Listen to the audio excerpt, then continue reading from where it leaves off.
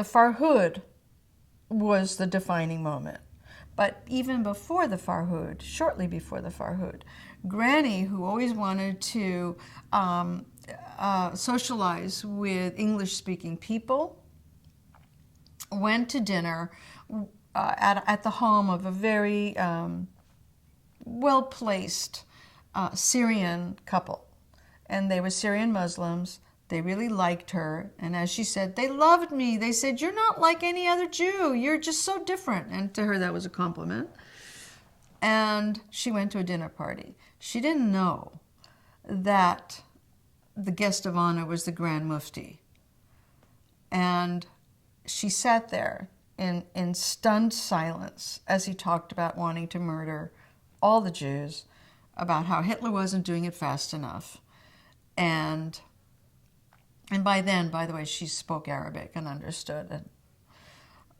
And she, when I asked her, I said, "Granny, how did you go to a dinner party with the Grand Mufti?" She said, "I didn't know.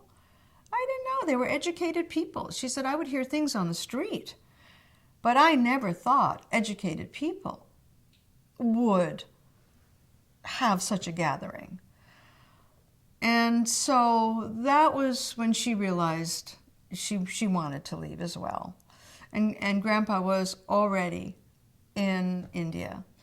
And then it took Granny 2 years after the Farhud. So the Farhud, I think, was in 41. So it took her 2 years to get out of Baghdad because she went to the authorities, the government, and they said, "You can leave. You're a British citizen. We don't care. But your children are Iraqi. They can't go."